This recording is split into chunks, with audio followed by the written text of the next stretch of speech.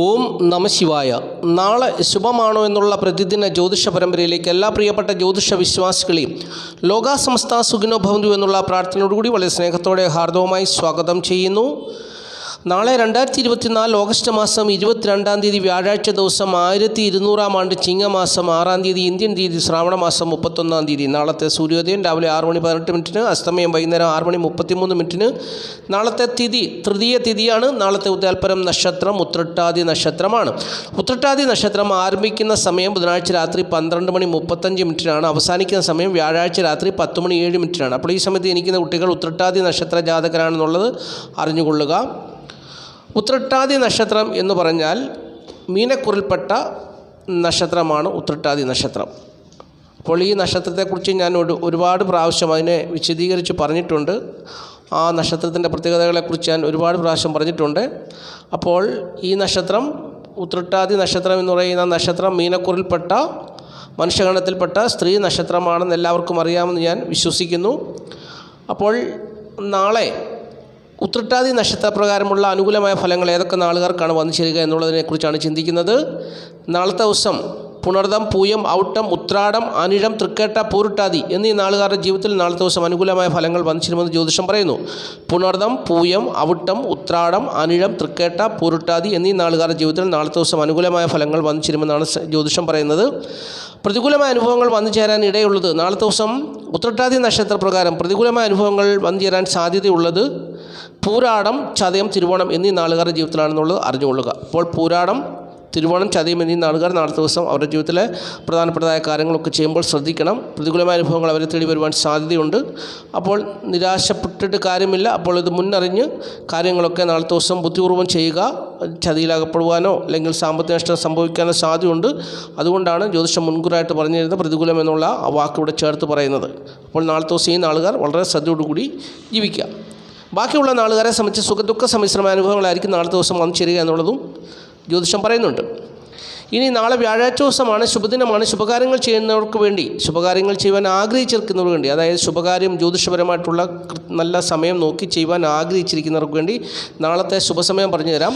നാളെ രാവിലെ 7:48 മുതൽ 9:18 വരെ ശുഭസമയമാണ്. പിന്നീട് 10:48 മുതൽ ഉച്ചകഴിഞ്ഞ് 1:48 വരെ ശുഭസമയമാണ്. ഈ ശുഭസമയം നോക്കി പ്രധാനപ്പെട്ടതായ കാര്യങ്ങളൊക്കെ ചെയ്തെടുത്ത് ജീവിത വിജയം നേടണമെന്ന് ജ്യോതിഷം ആഗ്രഹിക്കുന്നു, അല്ലെങ്കിൽ ജ്യോതിഷം ഓർപ്പിക്കുന്നു. ഇനിയും നമ്മൾ ഈ അധ്യായത്തിൽ ചിന്തിക്കുന്നത് സംഖ്യാശാസ്ത്രമാണ്. സംഖ്യാശാസ്ത്രം പറയുന്നത് ഇംഗ്ലീഷ് മാസ തീയതി വെച്ചാണ്. നാളത്തെ തീയതി 22 അതിനെ ഒറ്റസംഖ്യ ആക്കുമ്പോൾ 4 വരും. അപ്രകാരം ഏതൊരു മാസത്തെയും 4, 13, 22, 31 എന്നീ തീയതികളിൽ ജനിച്ചവരുടെ ജന്മസംഖ്യ അല്ലെങ്കിൽ ഈ തീയതി സംഖ്യ ഒറ്റസംഖ്യ ആക്കുമ്പോൾ 4 വരും. അപ്രകാരമുള്ളവർക്ക് നാളത്തെ ദിവസം പ്രതികൂലമായ അനുഭവങ്ങളായിരിക്കും വന്നു ചേരുവാൻ സാധ്യത എന്നാണ് സംഖ്യാജ്യോതിഷം പറയുന്നത്. അതിൻ്റെ പരിഹാരം പറയുന്നുണ്ട്. പേരിൽ ഇംഗ്ലീഷ് അക്ഷരമാലയിലെ DMT എന്നീ അക്ഷരങ്ങളുള്ളവർ നാളത്തെ ദിവസം മഞ്ഞ, നീല, ഇളനീല നിറങ്ങളുള്ള വസ്ത്രങ്ങൾ ധരിക്കുക. ഉത്തമമായ ഫലങ്ങൾ അവരുടെ ജീവിതത്തിൽ വരും. അപ്പോൾ ഈ പ്രതികൂലമായ അനുഭവങ്ങളൊന്നും വന്നു ചേരത്തില്ല. ഉത്തമമായ ഫലങ്ങൾ അവരുടെ ജീവിതത്തിൽ വന്നു ചേരും. ഇനി പേരിൽ DMT ഇല്ലെങ്കിൽ പോലും മഞ്ഞ, നീല, നിറങ്ങളുള്ള വസ്ത്രങ്ങൾ ധരിച്ചാൽ മതി. കൂടുതൽ മെച്ചപ്പെട്ട ഫലങ്ങൾ അവരെ തേടി വരുമെന്നും സംഖ്യാജ്യോതിഷം പറയുന്നു. അപ്പോൾ ഇത്രയും കാര്യങ്ങളാണ് ആമുഖമായി പറയുവാനുള്ളത്. ആദ്യമായിട്ട് ഈ ചാനൽ കാണുന്ന പ്രിയപ്പെട്ടവർ ഈ ചാനൽ ഒന്ന് സബ്സ്ക്രൈബ് ചെയ്യുക, ലൈക്ക് ചെയ്യുക, ഷെയർ ചെയ്യുക, കമൻറ്റ് ചെയ്യുക, തുടർച്ചയായിട്ടുള്ള വീഡിയോ കാണുവാൻ ശ്രമിക്കുക. ജ്യോതിഷപരമായിട്ടുള്ള അറിവുകളാണ് നിത്യവും ഈ വീഡിയോയിൽ കൂടി പ്രിയപ്പെട്ടവരായിട്ട് പങ്കുവയ്ക്കുന്നത്. ജീവിത പുരോഗതിക്ക് ആവശ്യമായിട്ടുള്ള കാര്യങ്ങൾ മാത്രമാണ് പറയുന്നത്. അതുകൊണ്ട് ശ്രദ്ധയോടുകൂടി കേൾക്കുക. ജീവിതത്തെ നല്ല നിലയിൽ മുമ്പോട്ട് കൊണ്ടുപോകുക. ജീവിതത്തിൽ ക്രമീകരണമൊക്കെ വരുത്തേണ്ടവർക്ക് ഈ വീഡിയോ കേട്ടാൽ ഒരുപക്ഷെ ക്രമീകരണം വരുത്തുവാനുള്ള ഒരു മനസ്സുണ്ടാകും. അപ്പോൾ ജീവിതത്തെ അടിമുടി മാറ്റിയെടുക്കാൻ പറ്റും. നമ്മുടെ ഇന്നത്തെ ജീവിതമല്ലല്ലോ, ജീവിതാനുഭവം അല്ലല്ലോ നാളത്തെ ജീവിതാനുഭവം. ഒരുപക്ഷെ നാളെ നേട്ടമായിരിക്കാം, കോട്ടമായിരിക്കാം.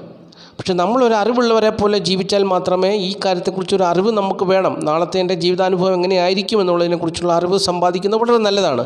അപ്പോൾ പ്രിയപ്പെട്ടവർ മുടങ്ങാതെ ദിവസവും ഈ വീഡിയോ കേൾക്കുക, ജീവിതത്തെ ക്രമീകരിക്കുക, നല്ല രീതിയിൽ ജീവിത വിജയം നേടുക, മുമ്പോട്ട് പോവുക. അപ്പോൾ നമുക്ക് നക്ഷത്രഫലം ചിന്തിക്കാം. ഇനിയിപ്പോൾ നക്ഷത്രഫലം നാളെക്കുറിച്ചുള്ള ഒരു അറിവാണെന്ന് ഞാൻ പറഞ്ഞുവല്ലോ.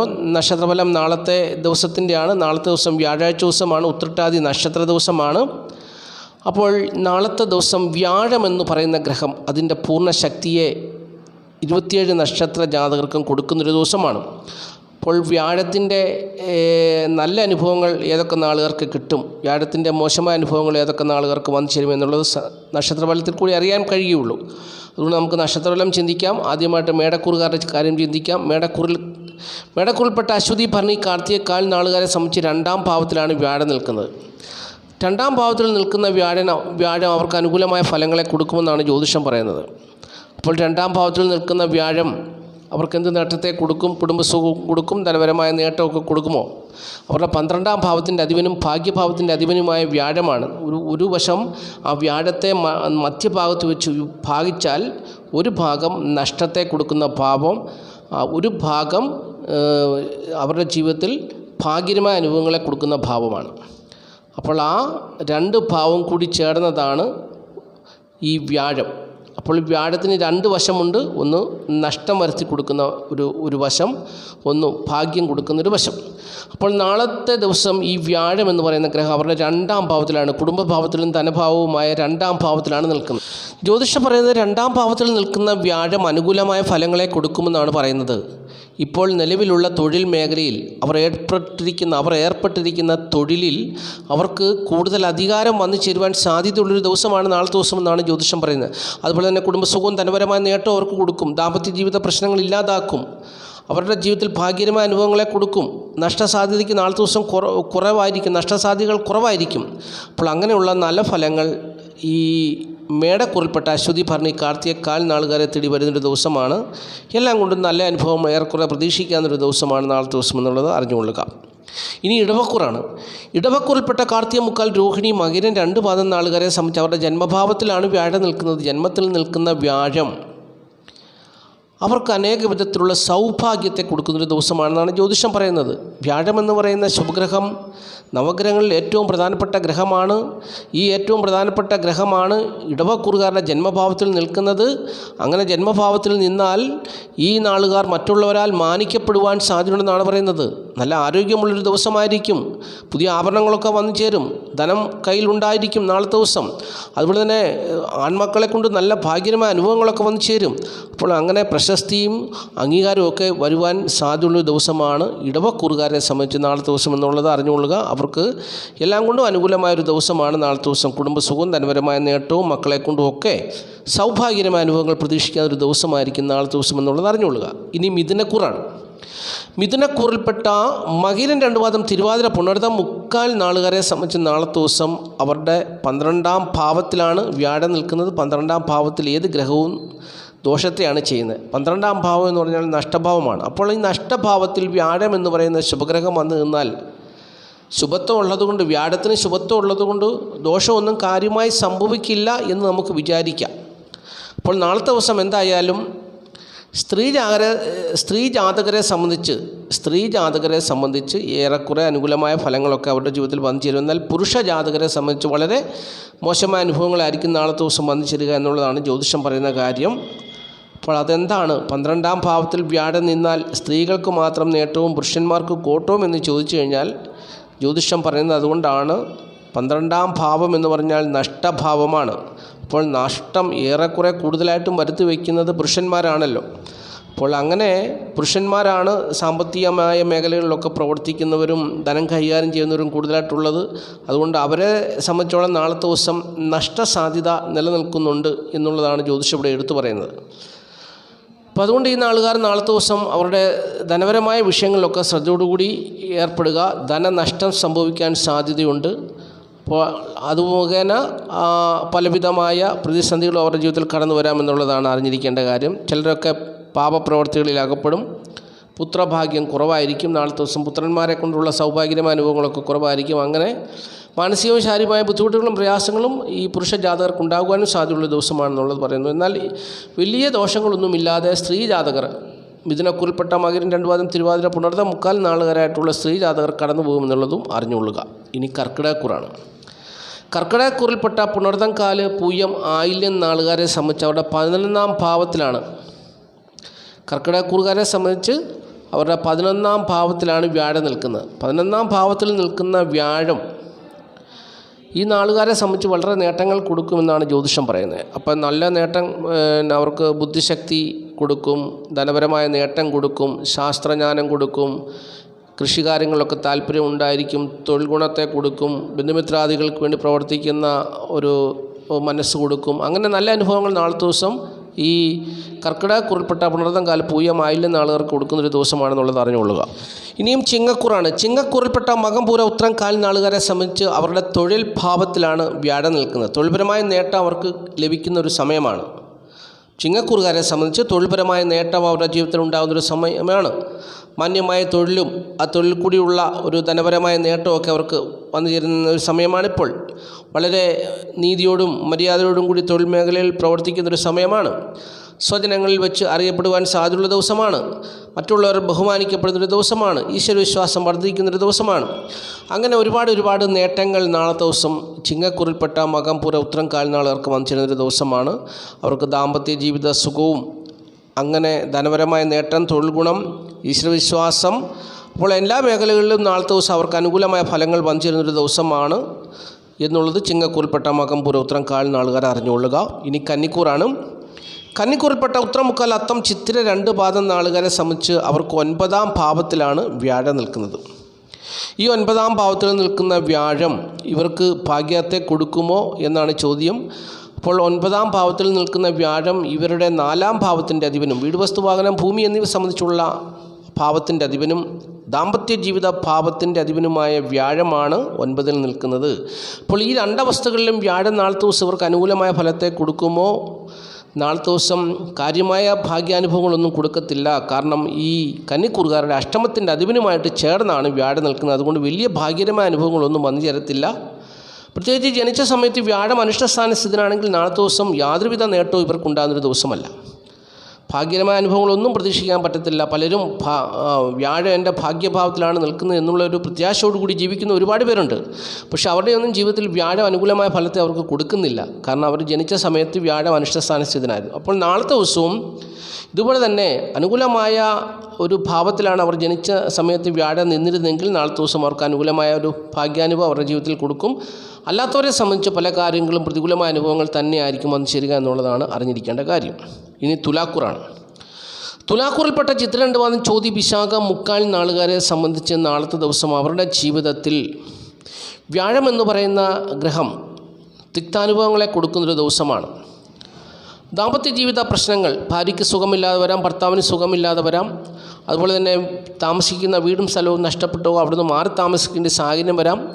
മക്കളെ കൊണ്ടുള്ള ഗുണങ്ങൾ അവർക്ക് കാര്യമായി ഉണ്ടാകുന്ന ഒരു ദിവസമല്ല. ധനഹാനി, മനോദുഃഖം, മാനഹാനി, അങ്ങനെ പല വിധത്തിലുള്ള വിപത്തുകളും പ്രശ്നങ്ങളും പ്രതിസന്ധികളും ദാമ്പത്യ ജീവിത സുഖക്കുറവും അങ്ങനെ പ്രതികൂലങ്ങളുടെ നടുവിൽ കൂടിയായിരിക്കും നാളത്തെ ദിവസം തുലാക്കൂറിൽപ്പെട്ട ചിത്ര 2 പാദം ചോതി വിശാഖ മുക്കാൽ നാളുകാർ കടന്നു പോകുക എന്നുള്ളതാണ് അറിഞ്ഞിരിക്കേണ്ടത്. വ്യാഴത്തിൻ്റെ സ്ഥിതി അഷ്ടമത്തിലാണ്. അഷ്ടമത്തിൽ നിൽക്കുന്ന വ്യാഴം കഷ്ടത്തെ തന്നെ കൊടുക്കും. പലർക്കും ധനപരമായ പ്രതിസന്ധിയാണ് കൊടുക്കുന്നത്. കടബാധ്യതകൾ വർദ്ധിപ്പിച്ച് കൊടുക്കും. കടം മേടിച്ചവരൊക്കെ കടം തന്നവരും മേടിച്ചവരും തമ്മിൽ അഭിപ്രായ വ്യത്യാസത്തിന് സാധ്യതയുണ്ട്. അങ്ങനെ പലവിധമായ പ്രതിസന്ധികളിൽ കൂടി കടന്നു പോകാൻ സാധ്യതയുള്ള ദിവസമാണ്. എന്നാൽ ജനിച്ച സമയത്ത് ഈ വ്യാഴം എന്ന് പറയുന്ന ഗ്രഹം ഈശ്വരതുല്യമായ ഭാവത്ത് അല്ലെങ്കിൽ ഈശ്വരനെ പോലെ നിൽക്കുന്നവർക്ക് ഈ പറയുന്ന ഒരു കാര്യങ്ങളും അവരുടെ ജീവിതത്തിൽ വന്നു ചേരത്തില്ല എന്നുള്ളതും മറ്റൊരു പ്രത്യേകതയാണ്.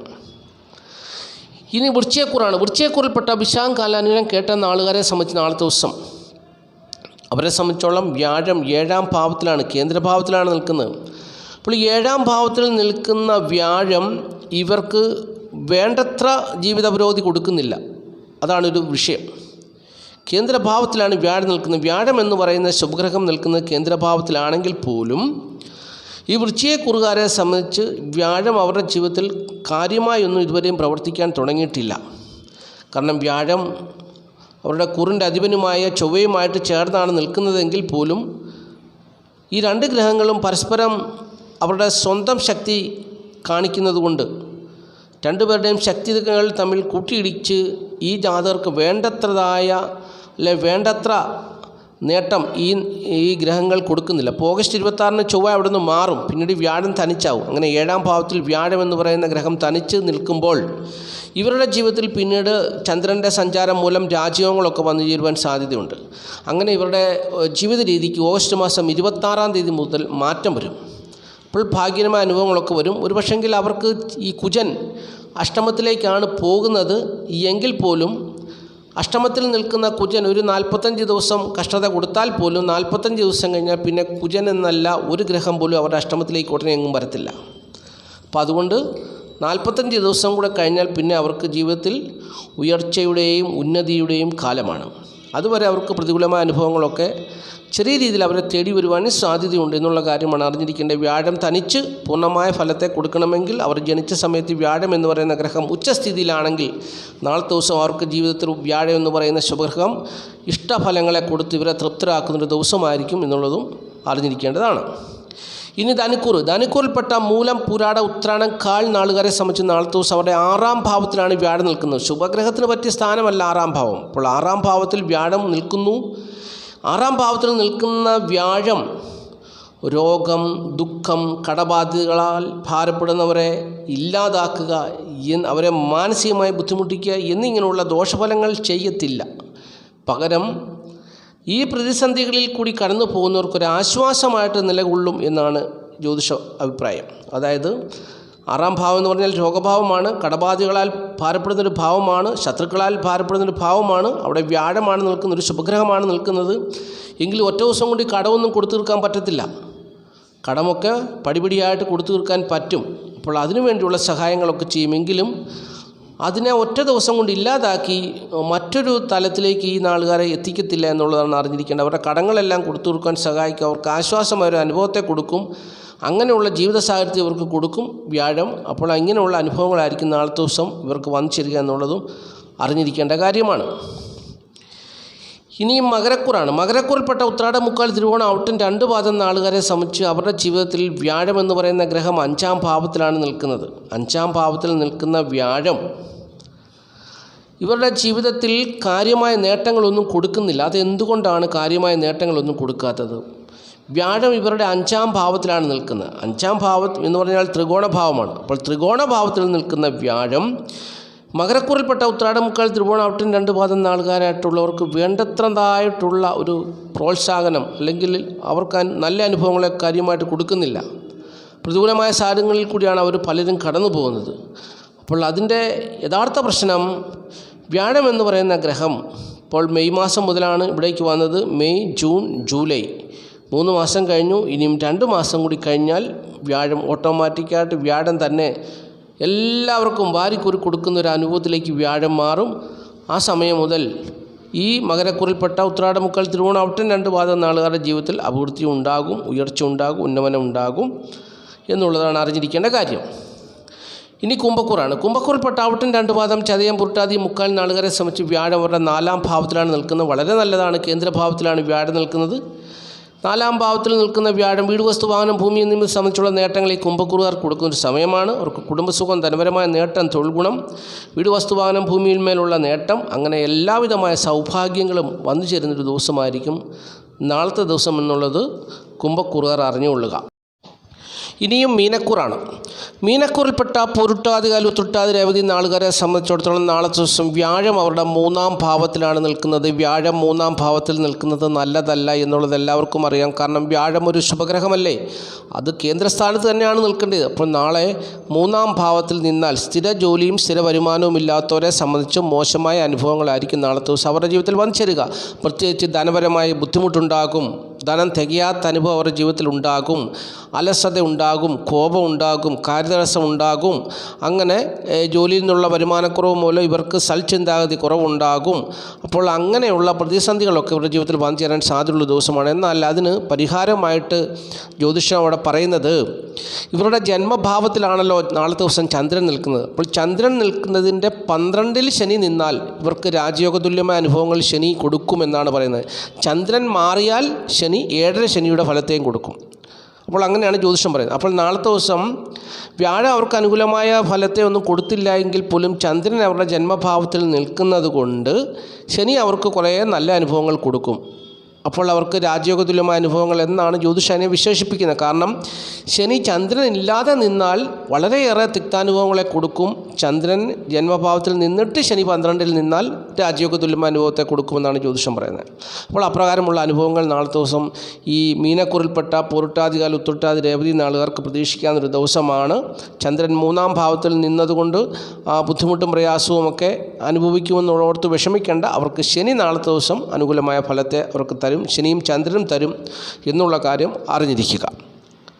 ഇത്രയും കാര്യങ്ങളാണ് നക്ഷത്രഫലമായി പറയുവാനുള്ളത്. നാളത്തെ ദിവസം നമ്മുടെ കേരളത്തിൻ്റെ പൊതുവായ സ്ഥിതി നോക്കുമ്പോൾ ശാന്തമായ അനുഭവത്തിൽ കൂടി കേരളം കടന്നു പോകുന്നൊരു ദിവസമാണ്. പ്രത്യേകിച്ച് അവിടെ ഇവിടെയൊക്കെ ഒറ്റപ്പെട്ട സംഭവങ്ങളൊക്കെ ഉണ്ടായത് വരാം. അതൊക്കെ ഓരോ ജാതകൻ്റെയും സമയദോഷത്തിൻ്റെ ഭാഗമായിട്ട് വന്നു ചേരുന്നതാണെന്നുള്ളത് അറിഞ്ഞുകൊള്ളുക. അപ്പോൾ നാളത്തെ ദിവസം കേരളത്തിൻ്റെ സ്ഥിതി ശാന്തമായ സ്ഥിതിയിൽ കൂടി കടന്നു പോകുന്നൊരു ദിവസമാണെന്നുള്ളത് അറിഞ്ഞുകൊള്ളുക. അപ്പോൾ ഈ വീഡിയോ കാണുന്ന എല്ലാ പ്രിയപ്പെട്ടവരെയും മഹാദേവൻ സമൃദ്ധിയായിട്ട് അനുഗ്രഹിക്കട്ടെ എന്ന് ഞാൻ ആത്മാർത്ഥമായിട്ട് പ്രാർത്ഥിക്കുന്നു. മഹാദേവൻ്റെ അനുഗ്രഹം പ്രിയപ്പെട്ടവരിൽ വന്നു ചേരും. തീർച്ചയായിട്ടും എല്ലാവർക്കും വേണ്ടി ഞാൻ പ്രാർത്ഥിക്കുന്നുണ്ട്. അതുകൊണ്ട് എല്ലാവരും മുടങ്ങാതെ വീഡിയോ കാണുക. അതുപോലെ തന്നെ നിങ്ങളുടെ സുഹൃത്തുക്കൾക്കൊക്കെ വീഡിയോ ഷെയർ ചെയ്ത് കൊടുക്കുക. എല്ലാവരെയും മഹാദേവൻ സമൃദ്ധിയായിട്ട് അനുഗ്രഹിക്കട്ടെ എന്ന് ഞാൻ ആത്മാർത്ഥമായിട്ട് പ്രാർത്ഥിച്ചുകൊണ്ട് നിർത്തുകയാണ്. നന്ദി, നമസ്കാരം. Master mind of knowledge.